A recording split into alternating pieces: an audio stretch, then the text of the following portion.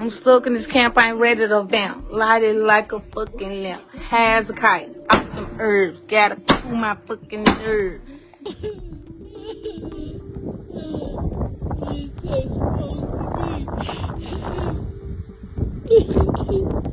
Family members say they were told that 40-year-old Dominique Davis was found deceased days after her boyfriend reportedly told them he put her out of his vehicle off Summer Avenue. The family has spent the last few days looking for Davis, putting up signs in the area where she was last seen, and says they were notified of the tragic news by police.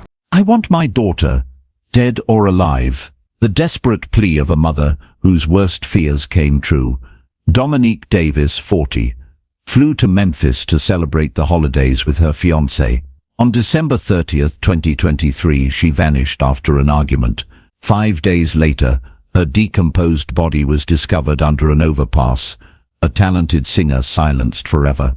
A family devastated twice by violence. A killer still walking free. This is the haunting case that shook Memphis. The tragic death of Dominique Davis. Dominique Davis commanded attention whenever she walked into a room. At 40 years old, the woman known as Lady Gucci possessed a natural charisma that drew people to her, but it was her voice, powerful, soulful, and hauntingly beautiful, that truly captivated everyone who heard it. When Dominique sang, conversations would pause as her melodic tones filled the air, leaving listeners spellbound long after the final note faded. In December 2023, Dominique boarded a flight from Las Vegas to Memphis, returning to her hometown for the holidays. Affectionately known as Lady Gucci among her friends, Dominique embodied warmth and vibrancy that drew people to her. Standing out in any room she entered, her presence was magnetic, but it was her voice that truly captivated. When Dominique sang, conversations would pause and people would turn to listen, her soulful voice filling spaces with emotion that lingered long after the final note. She had a voice like an angel, her sister Tama Outlaw would later tell reporters, her eyes glistening with tears. Oh my goodness, pretty as she wanted to be, and she was just an awesome person. That voice had carried Dominique from Memphis to Las Vegas, where she built a life as an entertainer, a singer, dancer, and model.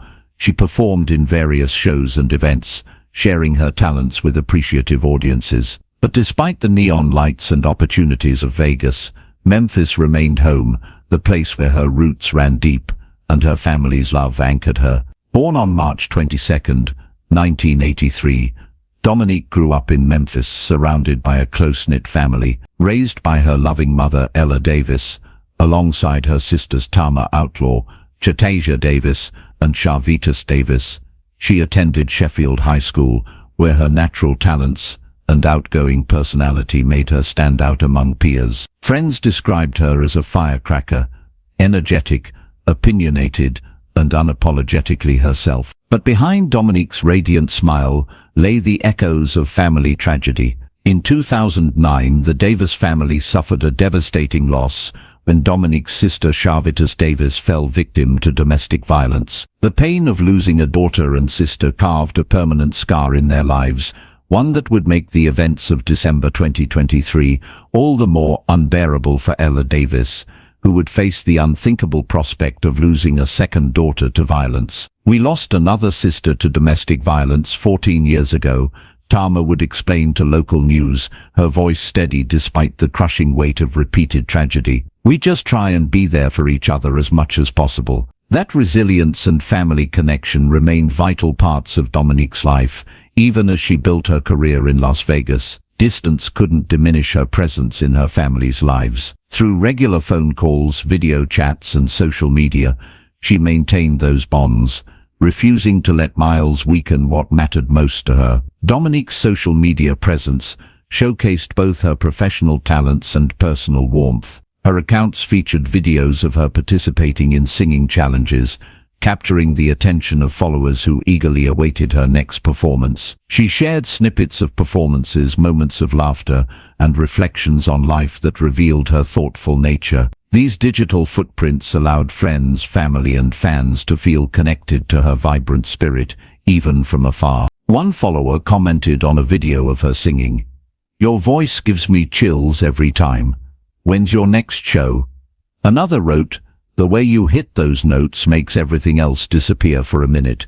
Dominique responded to each comment with genuine appreciation, fostering connections that transcended the digital divide.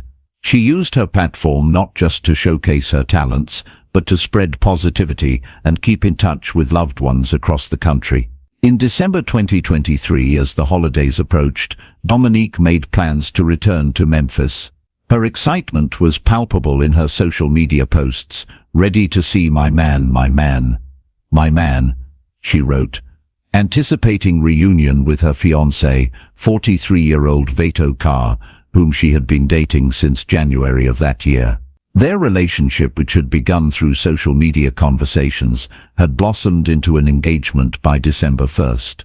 But Dominique's anticipation for this homecoming wasn't solely focused on romance. She shared another post reflecting a deeper purpose for her return. "I used to look for the New Year parties. Not this time though. God been too good. I'm a bring it on in at the church house, start my year with a prayer and the Master's plan." This spiritual dimension revealed another facet of Dominique's character, a woman seeking meaning beyond material success or romantic love. She was scheduled to sing at a New Year's Eve church service, a role she took seriously and with pride. Family members later recalled how she wouldn't have missed this commitment, knowing how much it meant to her to share her gift in a sacred space. As she packed her bags in Las Vegas, preparing for her flight to Memphis, Dominique had no way of knowing that this homecoming would be her last. The woman who had navigated both the entertainment world of Las Vegas and maintained her Memphis roots was returning to her hometown with hopes for the future, a new relationship, spiritual renewal, and a joyful holiday season with loved ones. Instead, the vibrant singer known as Lady Gucci would never return to Las Vegas. The voice that had moved so many would be silenced forever, leaving behind questions that continue to haunt her family and the Memphis community. What truly happened during those final days of 2023? How did a joyful reunion transform into a nightmare? And who is responsible for ensuring that the singer who never returned home receives the justice she deserves? In January of 2023, Dominique started chatting with a man named Veto Carr on social media. At 43 years old, Veto lived in Memphis, Tennessee, the very city Dominique had once called home. What started as casual conversation soon grew into something more meaningful as their interactions became increasingly frequent and personal. They talked about everything from personal goals and family life to their views on love and relationships. Veto came across as attentive, supportive, and understanding, someone who appeared to truly listen during their conversations.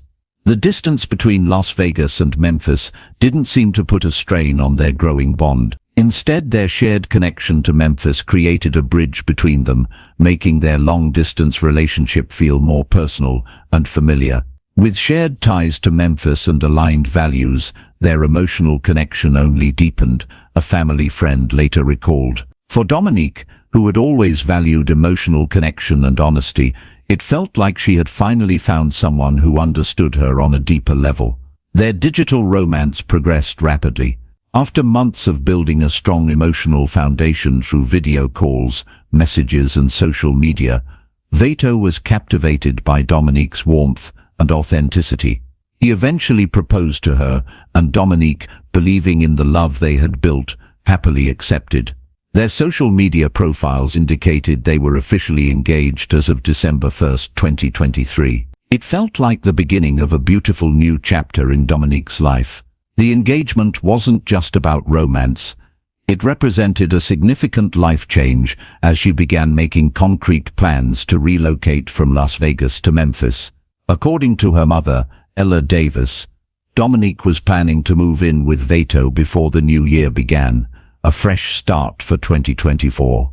As the holiday season approached, the couple decided it was finally time to take their relationship from the digital world to real life. They made plans for Dominique to fly from Las Vegas to Memphis, not only to be with Veto, but also to reunite with her family, whom she hadn't seen in a while. Filled with excitement, nerves, and anticipation, Dominique began preparing for her journey. On social media, she shared her enthusiasm openly. "Ready to see my man, my man, she posted, counting down the days until their reunion. In another post, she reflected on her spiritual growth and holiday plans. I used to look for the New Year parties, not this time though, God been too good. I'ma bring it on in at the church house, start my year with a prayer and the Master's plan. These posts revealed a woman looking forward not just to romance, but to a meaningful celebration of life, faith, and new beginnings. She had no complaints about the past year and expressed feeling blessed and highly favored for the coming one. Her optimism was palpable, radiating through every word she shared with friends and followers. So in late December of 2023, just as they had planned, Dominique boarded a flight from Las Vegas to Memphis. The reunion with Vito was filled with warmth, laughter, and excitement, everything she had anticipated during those months of long-distance communication. On December 30th, 2023, as New Year's Eve approached, Dominique went live on Facebook, capturing what appeared to be one of the happiest moments of her life. In the video, she can be seen smiling, laughing, and enjoying herself with her fiancé, Vito. "I'm going live, and I got to give GD his credit," she says at one point, her face animated with joy. "GD, give me my phone. My mother's baby." The couple looks happy and in love, drinking, chatting, and soaking in the joy of being together. Dominique's playful energy shines through as she interacts with viewers. "Hey, we just cooling it, we ain't going steady," she laughs, turning the camera toward Vito. "Hey cousin, steady man of the world. Blow GD in their face for you, 'cause you ain't here to represent." The 15-minute live stream shows them in high spirits, seemingly without a care in the world. Their comfortable dynamic, the inside jokes, the casual affection, the shared laughter painted a picture of a couple celebrating not just their reunion, but the promise of their future together. No one watching that Facebook Live could have imagined that within hours, this joyful scene would turn to tragedy. The woman radiating happiness on screen, whose laughter filled the digital space, would soon vanish, leaving behind only questions and heartbreak. After the live stream ended, Dominique and Vito's evening continued, though the details become murky and contested. According to later statements from Vito, they spent more time together before an argument erupted between them. The nature of this disagreement remains unclear, but it would allegedly lead to a fateful decision. What is known with certainty is that Dominique had plans to attend church on New Year's Eve. She was on the program to sing, a commitment those who knew her said she wouldn't miss for the world. She had spoken enthusiastically about starting the new year in prayer and worship rather than at parties. Her final communications with family were routine, checking in, confirming plans, expressing excitement about the coming days. Nothing indicated distress or concern. By all accounts, Dominique was looking forward to ringing in 2024, surrounded by loved ones, celebrating her engagement and embarking on the next phase of her life. The final hours of December 30th remain pieced together only through fragmented statements and contradictory accounts. What is known with certainty is that the joyful woman seen on Facebook Live that evening, laughing, singing, full of life and hope, would never make it to that New Year's Eve church service. Instead, Dominique Davis would vanish into the night, leaving behind unanswered questions and a family desperate for the truth about what happened after the camera stopped recording. December 31st, 2023. As the world prepared to celebrate the arrival of a new year, Dominique's friends and family were eagerly awaiting her return home. She had promised to be at church for the New Year's Eve service and was even on the program to sing, a role she took seriously and with pride. Her family knew she wouldn't miss it for the world. Her commitment to sharing her gift in that sacred space was too important to her. But as the hours passed, Dominique didn't show up. At first there was confusion. Perhaps she was running late? Maybe she had gotten caught up in holiday traffic. Her mother, Ella Davis, tried calling her cell phone. No answer. She tried again. Still nothing. Each call went straight to voicemail, the cheerful greeting becoming more unsettling with every failed attempt to reach her. Text messages remained unread. Social media accounts showed no activity. The woman who had been so visible and vocal just hours before had suddenly gone silent. As confusion gave way to concern, family members began calling each other, hoping someone had heard from Dominique. No one had. It wasn't like her to disappear without letting someone know, her sister Tama Outlaw would later explain. After a certain time, well, my mama just kept saying she had a bad feeling in her stomach. She was like, something's not right. You know, I've lost a child before, and she just kept saying, something's not right. That maternal intuition, the deep-seated knowing that comes from a bond forged before birth, would push Ella Davis to seek answers. With growing panic, she contacted Dominique's fiancé, Veto, hoping he could provide information about her daughter's whereabouts. His response would send shockwaves through the family. According to Dominique's mother, Veto claimed that he had kicked Dominique out of his car near a pawn shop on Summer Avenue in Memphis after they got into an argument the previous night. He told her that after the incident, he hadn't seen or heard from Dominique again. This revelation stunned Ella. Dominique had flown all the way from Las Vegas to spend the holidays with him and her family. As her fiancé, how could he not follow up or try to contact her after such an incident? Even more disturbing were details that would later emerge about the hours before Dominique's disappearance. Ring doorbell footage allegedly showed Veto at Ella's house the night before, attempting to drop Dominique off. They had already started arguing, and Veto claimed he rang the doorbell hoping someone would come open the door, but no one answered. I took her to her mama house, Veto would later state in a recorded conversation. There's me ringing the doorbell because she was already acting out of pocket. So I'm like, hell no, might please somebody come open the door. This on Facebook Live, all this shit. After no one answered the door, Veto said he drove Dominique back toward his house. She talking about, nah, don't drop me. I'm like, hell no, I'm going to drop you off, you up here trying to put your hands on me. He claimed that about 5 minutes from his house, he told her to get out of his car, and that was the last time he saw her. The family knew they had to make a decision, and fast.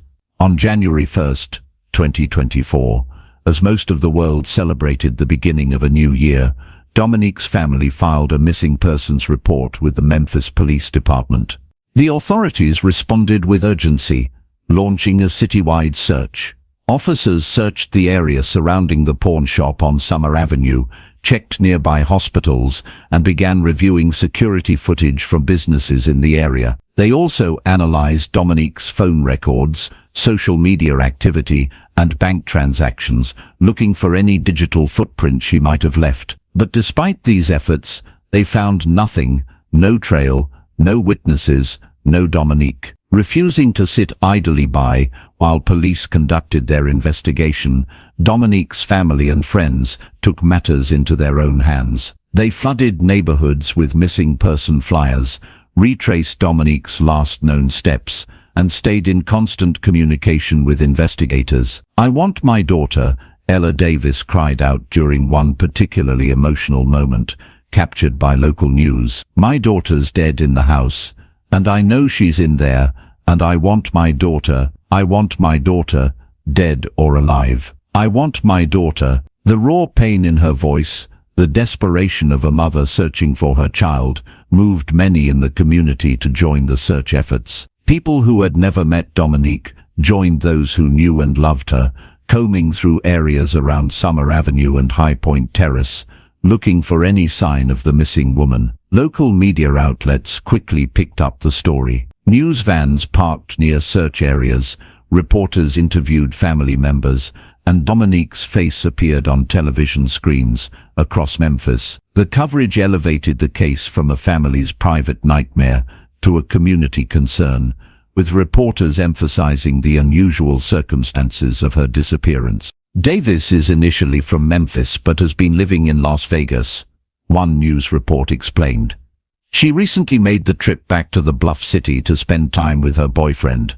Family reported 40-year-old Davis missing New Year's Day. As days passed without any sign of Dominique, suspicion began to grow, particularly regarding Veto's account of what happened. Family members questioned how a simple argument could lead to abandoning someone on the street at night, especially someone who had traveled across the country to visit. The inconsistencies in his story, combined with his apparent lack of concern about Dominique's whereabouts, raised red flags for both the family and investigators. According to a police report, officers say they searched Davis's boyfriend's apartment and located her belongings.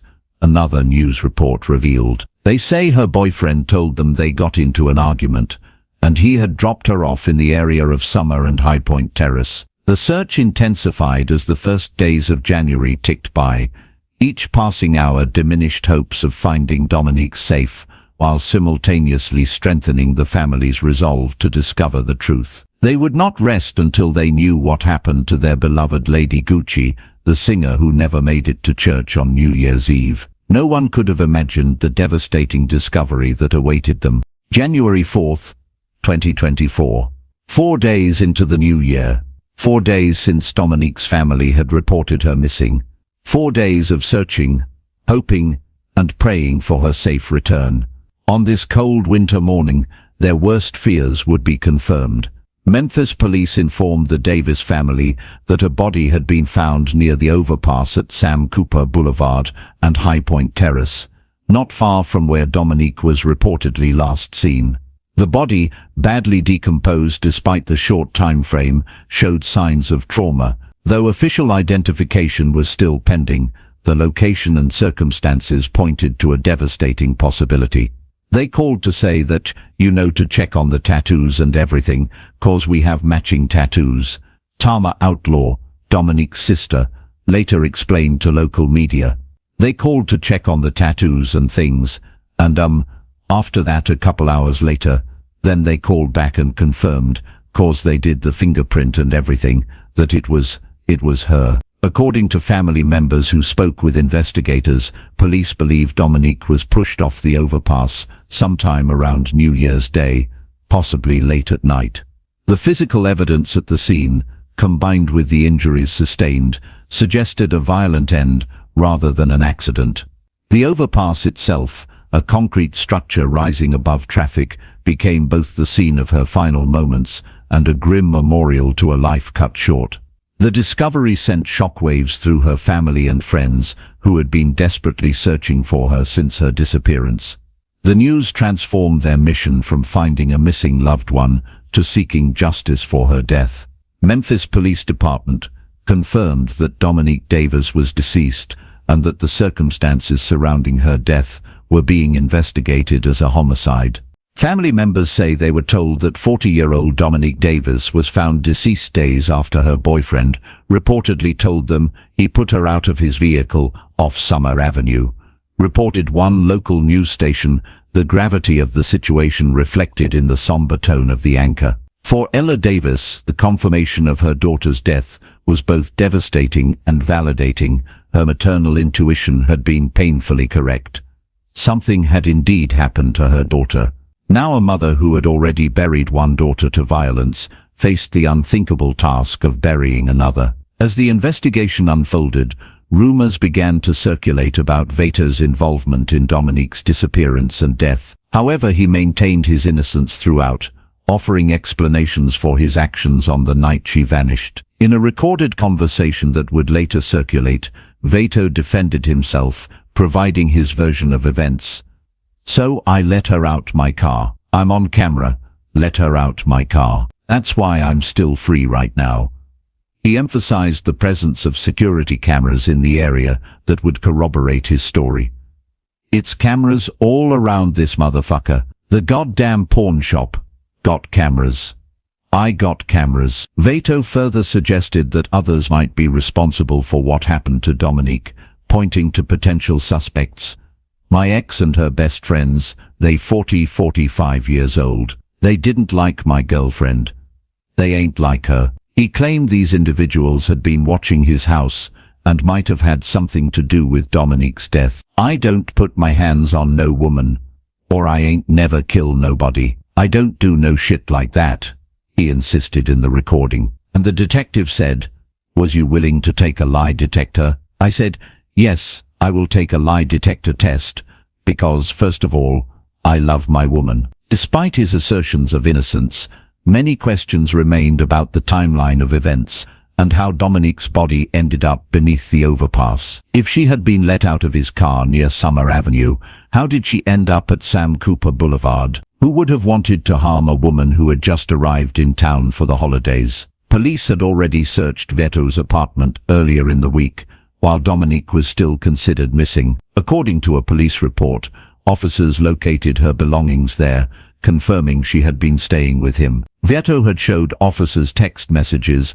and call logs where he claimed to have attempted to contact Dominique after their argument, telling her to come get her belongings, but said he never heard back from her. Investigators faced significant challenges. With limited physical evidence, no known witnesses to Dominique's final moments, and a decomposed body that complicated the forensic analysis, piecing together exactly what happened between the Facebook Live video on December 30th and the discovery of her body on January 4th proved difficult. The news of Dominique's death spread quickly through Memphis, touching not only those who knew her personally, but also strangers moved by the tragic ending to what should have been a joyful holiday reunion. Local residents placed flowers near the overpass where she was found, creating a makeshift memorial to honor her memory. A funeral was held for Dominique, a heart-wrenching occasion that brought together family, friends, and loved ones. Those who knew her and loved her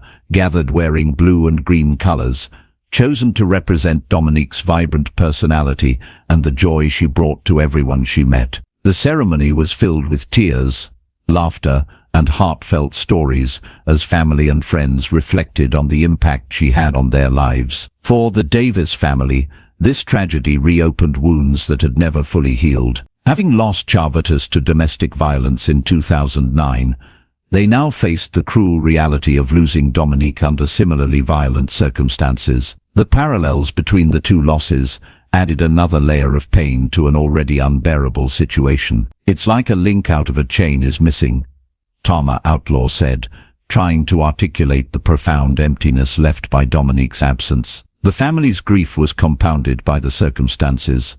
A holiday visit turned deadly, a beloved daughter and sister taken without warning or explanation. Despite their overwhelming grief, the family found strength in their memories of Dominique and their determination to see justice served. They commended the Memphis Police Department for their work, noting how fast they moved and how supportive they were. As the service continued, friends and family shared their memories of Dominique, her infectious laugh, her unwavering kindness, and her unyielding desire to lift up others. It was a moment of collective sorrow, but also a celebration of the beautiful, ambitious woman she had been, someone who would forever live on in the hearts of those who loved her. "She was a firecracker," one family member recalled. "She was very outgoing, loved people, loved to sing, and she was just an awesome person." In the days following the funeral, the community continued to rally around the Davis family, offering support, meals, and shoulders to cry on. Local businesses donated to help cover funeral expenses, and church groups organized prayer vigils, both to honor Dominique's memory and to pray for justice in her case. As January progressed, the initial shock began to give way to a determined quest for answers. Who had taken Dominique from them? How could someone with so much life and love to give meet such a violent end? And perhaps most importantly, would her killer ever be brought to justice? As of July 2024, 6 months after Dominique Davis's body was discovered beneath the Sam Cooper Boulevard overpass, her case remains open and unsolved. The investigation has slowed but not stopped, with detectives continuing to follow leads and analyze evidence in search of the truth about what happened that fateful night between December 30th and January 1st. According to family members, detectives informed Ella Davis that they are suspicious of someone in connection with her daughter's death, but currently lack sufficient evidence to make an arrest. This limbo, knowing a suspect exists but being unable to move forward with prosecution, has created a painful state of suspended grief for the Davis family, who long for closure and justice. "It's the not knowing that hurts the most," a family friend confided. They replay the events in their minds, wondering what they could have done differently, wondering if they'll ever get answers. The timeline of Dominique's final hours presents numerous discrepancies and questions. If Vito did indeed let her out of his car near Summer Avenue as he claimed, how did she end up at the Sam Cooper Boulevard overpass? The distance between these locations, while not extreme, would have required Dominique to walk for some time in unfamiliar territory late at night. Would she have chosen to do this, or did someone transport her there? The location of her body also raises questions. The Sam Cooper Boulevard overpass is not far from where Vito resides, a coincidence that investigators have not overlooked. The proximity suggests either Dominique was attempting to return to his residence on foot when something happened, or someone familiar with the area chose that location deliberately. Criminal behavior analysts familiar with similar cases note that victims are often found in locations that hold significance to their attackers, places that are familiar, accessible, and perceived as safe for disposing of evidence. While no definitive conclusions can be drawn without more evidence, these patterns provide a framework for understanding the possible scenarios surrounding Dominique's death. For the Davis family, life has not returned to normal, nor will it ever. Each holiday, each birthday, each family gathering now carries the weight of Dominique's absence. Her vibrant personality, her infectious laugh, her remarkable voice, all are memories now, cherished but painful reminders of what was lost. The blue and green colors that adorned her funeral, chosen to represent her vibrant personality, have become symbols of remembrance for the family. Some wear these colors on significant dates, a silent tribute to the woman who brought so much joy into their lives. Photos of Dominique grace their homes, her smile frozen in time, her legacy preserved in images and memories. Ella Davis, who has now lost 2 daughters to violence, carries a burden few can comprehend. The similarities between the losses of Charvitus and Dominique have created a cruel pattern that haunts the family. Yet somehow, they continue to move forward, drawing strength from each other and from their faith. We just try and be there for each other as much as possible, Tama has said, her words simple but profound in their resilience. As weeks turned to months with no arrests, the family's focus shifted to keeping Dominique's case in the public eye. Working with Crime Stoppers Memphis, they have made public appeals for information regarding Dominique's final hours. Crime Stoppers offers an anonymous tip line, 901-528-CASH, where individuals can share information without fear of exposure, and a cash reward remains available for information leading to an arrest in the case. These incentives acknowledge the reality that someone, somewhere, knows something about what happened to Dominique Davis. All it takes is one person to speak up, a Crime Stoppers representative emphasized during a press conference. One witness, one piece of footage, one confession to a friend, that could be the key that unlocks this entire case. The Memphis community has not forgotten Dominique. Periodic news updates keep her story alive, and social media groups dedicated to seeking justice for her continue to share information and organize memorial events.